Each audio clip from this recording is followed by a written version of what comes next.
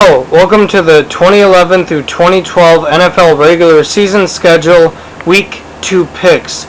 We're going to start off at 12 o'clock Central Time on CBS between Oakland at Buffalo. The Raiders were convinced last week at Denver that they are on the precipice of a major breakthrough this season, and they were focused on bringing back a majority of their prospective free agents.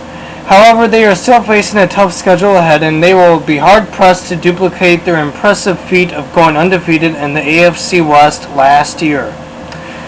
Oakland also still lacks a game-changing wide receiver. Its offensive line is unstable, and the team is without Asamoah. Challenging for the division crown is in the Raiders' sights, but there is still some certainty that work needs to be done. We all know that Fitzpatrick won't make anybody's All-Pro team, but he's still a good, solid quarterback that can be a game manager. Jackson and Spiller are a pleasant 1-2 punch, and their wide receivers were a whole lot better than what I thought they would be at last week. I still don't think that their offensive line is good enough, but guard Eric Wood is a player. At least Gailey still has some skilled people. Bills 29, Raiders 20. At 12 o'clock Central Time on CBS, it's Kansas City at Detroit. If Kansas City wants to repeat as the division champions and postseason participants, they are going to have to make some significant changes all over the field. Yes, Kansas City did accelerate its development last season by taking advantage of a weak schedule to win 10 games in its first AFC West championship since 2003. But embedded on that season were several almonds and have now shown that it just simply will not bode well for them in 2011 through 2012. The Lions are a dangerous team, but does that mean they are totally good? Well, not for now, because good teams win with consistency. However, they are dangerous because they can beat anybody, as they did in December versus the eventual Super Bowl champion Green Bay Packers. Lions 25, Chiefs 8. At 12 o'clock Central Time on CBS, it's Baltimore at Tennessee. The Ravens want Flacco as their quarterback of the future, and this is the year he has to prove it. He has impressive numbers in just over 3 seasons, and he has already become the Ravens' all-time leading passer before the season started. In yards, 10,206, touchdown passes, 60, completions, 878, and attempts, 1,416. Johnson can be a one-man wrecking crew, if you let him. So the key to stopping the Titans is to slow down Johnson and not let him beat you with long runs. That was always easier said when the Titans had Young at quarterback. Because of his limitations, the plan was simple. Put 8 men in the box and dare Young to beat you downfield. Most of the time he couldn't, and the extra bodies close to the line of scrimmage usually kept Johnson intact as well. Yeah, he will still break some runs, but at least the plan was clear-cut going in. For the most part, he's physical. He has proven that by being able to carry the load week in and week out. But Johnson doesn't like to absorb big hits to the body. Put some big shots on him, and he'll sometimes give up on plays. Ravens 30, Titans 17. At 12 o'clock Central Time on CBS, it's Cleveland at Indianapolis. So, have you heard? Peyton Manning is injured this year. A sports network may have mentioned his neck injury. Last Sunday, the Colts offense was inept with Kerry Collins behind center. As a team, the Colts had 236 total net yards, 64 rushing and 172 passing. The team's lone touchdown didn't occur until the fourth quarter. You get the feeling the 11 players on the Browns defense were embarrassed by last week's loss, right? Well, what better way to take those frustrations out than on an offense led by a 38-year-old quarterback? Then again, last week's game was supposed to be a must-win. That's why this game is a must-watch. Browns 12, Colts 11. At 12 o'clock Central Time on Fox, it's Chicago at New Orleans. Last season, the Bears' defense benefited by facing 3 third-string quarterbacks at one point, and the team had no starters on injured reserve. Such good fortune rarely occurs for any team, let alone in successive years. Combine that expectation with an aging defense, the reduced impact of special teams plays, and keen competition from dominant Green Bay and rising Detroit. And all of it adds up to more pressure on the offense in 2011 through 2012, Cutler in particular. For more than a decade, this has been Urlacher's team. The burden of leadership is changing as these players get on their careers. To a greater extent, this now becomes Cutler's team to carry, for better or for worse. If the Saints find some balance and consistency, they can return to being the NFL's top offense. Payton is one of the game's masterminds, and he has plenty of talent at his disposal, including emerging youngsters Ingram, Graham, and Ivory. Each should combine for over 100 max yards as Drew Brees finally finds his rhythm. Saints 42, Bears 28. At 12 o'clock Central Time on CBS, it's Jacksonville at the New York Jets. The Jaguars remain in a transition phase because their defense continues to be an eyesore that is holding this franchise back. The good news is that since Gene Smith took over as general manager in 2009 through 2010, the roster has been upgraded. While Jacksonville did fare well last week versus Tennessee and both lines are structurally better, the defense in the back seven needs a major overhaul. With only one playoff win in 11 years and Coach Del Rio being given a tepid vote of confidence by owner Wayne Weaver, the Jaguars are trying to hurry along the reconstruction. Del Rio, whose assistants are all under one-year contracts, need a big season to ensure the return for 2012 through 2013. No matter how the roster shakes out during the year, the Jets will be a very talented team. It's doubtful that complacency will set in after two consecutive losses in the AFC Championship game, as Ryan's players really lack for motivation. Sanchez needs to take the next step and show that he can produce for all four quarters each game, not just in crunch time. The defense again figures to be strong, but must have another Pro Bowl season from Revis. The playoffs appear to be a given, but getting over the hump in January won't be easy. Jets 24, Jaguars 23. At 12 o'clock Central Time on Fox, it's Seattle at Pittsburgh. Quarterback and offensive line are the two things that really jump out at me the most about Seattle. Ever since Hasselbeck has been gone, they don't have a long-term plan for the future. The most important position in the NFL, without question, is the biggest uncertainty in Seattle. Just how the Seahawks solve their quarterback dilemma will influence the course of Carroll's run in the Emerald City. The Seahawks acquired Whitehurst from San Diego last year with an eye towards developing him as an heir to Hasselbeck. Strong-armed and standing 6'5", Whitehurst is built to play the position, but went 1-1 in just 2 starts and showed a tendency for throwing too many interceptions, which pretty much explains why he is the backup. Yes, his best game of the year was the Week 17 victory over St. Louis that put Seattle in the playoffs, but even in that game he completed only one pass of more than 13 yards. That's not good! Enter Ziggy Hood, who started the final 13 games, including the postseason when Aaron Smith was injured. His performance got better each week, and even though he's not starting on Sunday, he has still earned plenty of playing time and a foundation of youth as he has become a dominant force on and off the field. Steelers 35, Seahawks 13. At 12 o'clock Central Time on Fox, it's Arizona at Washington. Tim Hightower did not have a strong game, averaging just 2.9 yards on 25 carries versus the New York Giants. And the 3-4 scheme sometimes hurts the stretch zone. Having 4 linebackers is often better suited to defend cutbacks than 4 defensive linemen.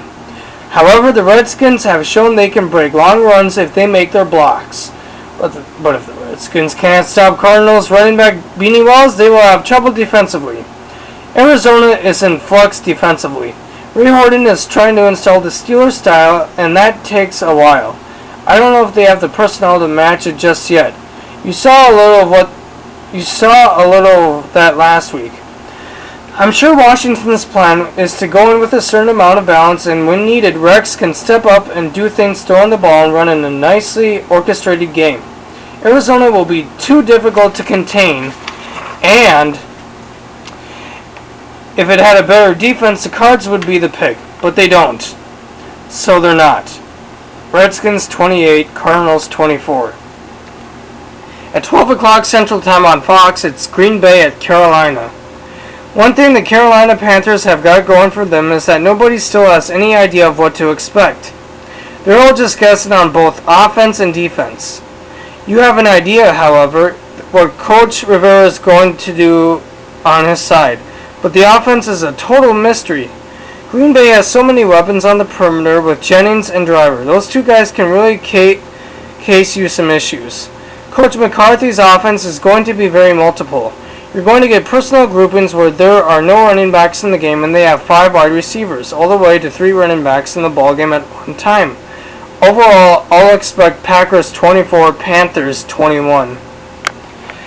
At 12 o'clock Central Time on Fox, it's Tampa Bay at Minnesota.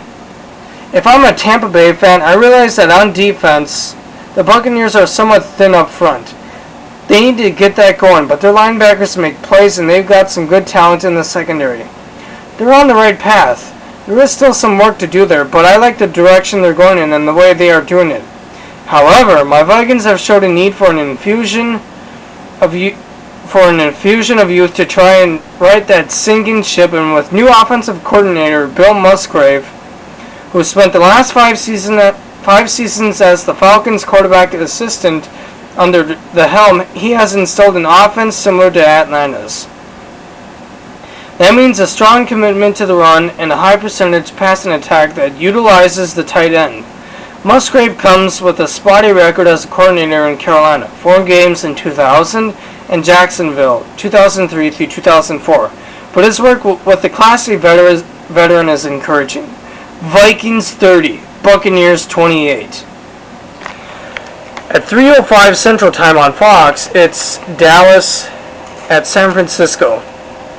Overall, Dallas plays with more tempo and speed on offense, particularly at the start of the game. The 49ers did the same thing defensively against the Seahawks. If those patterns repeat themselves, the best part of the game might be in the first quarter. Both Frank Gore and Vernon Davis played tentatively last week. Romo at times can play too fast. In the fourth quarter, when he fumbled and threw an interception, he was getting ahead of himself instantly. Alex Smith used his legs really well versus Seattle. He not only scrambled out of trouble a few times, his 26-yard completion to Davis, which set up a field goal, came when he escaped the pocket. Much like Seattle, Dallas started 2 rookies on their offensive line, guard Bill Nagy and right tackle Tyron Smith. The aggressive Jets defense sacked Tony Romo 4 times by bringing pressure. Will the 49ers do the same thing? Yes. Just who play in 3-4 defenses who usually play in 3-4 defenses don't lead their team in sacks. Defensive ends, of course. But that's just what Justin Smith did in 2010 through 2011, finishing with 8.5 sacks and 70 combined tackles, good enough for his 2nd straight trip to the Pro Bowl. Smith has turned out to be worth the expense. 49ers 18, Cowboys 13. At 3:15 Central Time on CBS, it's Houston at Miami. Only 2 teams scored fewer points per game than the Dolphins in 2010 through 2011. Maybe that's because of an inept running game, or the lack of a deep threat, or inconsistent play from quarterback Chad Henne, or bad game plans, or a struggling interior offensive line. Most likely, it's a combination of it all. You're going to find some very different opinions about the Dolphins depending on what type of person you ask. If you're preparing for the offense, you know you need to find ways to exploit their lack of a deep threat and an inadequate interior offensive line. Unless the Dolphins are able to improve in those 2 areas, they will just be too one-dimensional. Then again, if you ask an opposing offensive coordinator about them, you'll probably get a whole different reaction. Just make no mistake. The key to Houston's defense is at nose tackle, where Phillips believes Mitchell 6'2", 291 and Cody 6'4", 310 will be able to play. Phillips likes his nose tackles to be lighter and quicker to penetrate in their one-gap responsibilities. Mitchell, a 3rd-round draft pick last season, made the inside rotation and performed well enough to impress Phillips. Texans 27, Dolphins 25. At 3:15 Central Time on CBS, it's Cincinnati at Denver. With Bengals running back Cedric Benson coming off a 121-yard effort, the Broncos' rush defense needs to step up after allowing the Raiders to run for 190 yards last week. Second overall draft pick Von Miller made an immediate impact for Denver, causing a fumble on his first professional snap. But Cincinnati might not see much of defensive end Elvis Dumervil after he aggravated a left shoulder injury in the opener. If rookie quarterback Andy Dalton isn't healthy enough to play, the Cincinnati Bengals have no doubt that Bruce Gronkowski can lead them to a victory. If Kyle Orton doesn't produce a win soon, more questions about his ability to guide the Denver Broncos will likely be raised. Orton likely wishes that he would have had the type of support from the Denver community about Tebow. Walking off the field following Monday night's 23-20 home loss to Oakland, Orton was showered with chants of Tebow, Tebow. The Bengals will go for their first victory in Denver since 1975 as the Broncos try to avoid their first 0-2 start in 12 years. Bengals 32, Broncos 26. At 3:15 Central Time on CBS at San Diego at New England. Coming off the most productive offensive performance in the 52-year history of the franchise, the New England Patriots would rather focus on how to improve for their next opponent instead of recalling their dominance of the last one. New England looked like the Super Bowl contender it expects to be while piling up a team record 622 total yards in a 38-24 win at Miami on Monday night. The Patriots' total yardage was also the most in the NFL since Pittsburgh amassed 645 yards versus Atlanta on November 10, 2002. Brady became the 11th player in NFL history to throw for 500 or more yards a game with a career-high 517, fifth most all-time and 4 touchdowns. That included a 99-yard touchdown to Wes Welker, who finished with 8 catches for 160 yards and 2 scores. New England has taken 4 of the last 5 meetings against San Diego, including victories in a divisional playoff contest in the 2006 season and the AFC Championship game the following year. The Patriots won 23-20 at San Diego last October 24th. Brady, who has thrown 13 touchdowns and 10 interceptions while going 5-2 overall versus San Diego, looks to extend his regular season home winning streak to 29 games. His current 28-game run is already the longest by any quarterback since 1950. Counterpart Philip Rivers is 1-4 versus New England, including the playoffs. His overall 78.4 passer rating against the Patriots is his lowest against any AFC opponent. Expect 1-5 and a passer rating under 75 on Sunday. Patriots 39, Chargers 23. At 7:20 Central Time on NBC, it's Sunday Night Football between Philadelphia and Atlanta. Both head coach Mike Smith and quarterback Matt Ryan have failed to defeat the Philadelphia Eagles during their tenure in Atlanta. Despite the two being due for a win against them and Ryan's near-perfect record when playing at the Georgia Dome, I think that Ryan and the Falcons are the underdogs. Atlanta is still trying to discover this new downfield offense while Andy Reid, Vic, and the Eagles know exactly what they want to do and how to do it.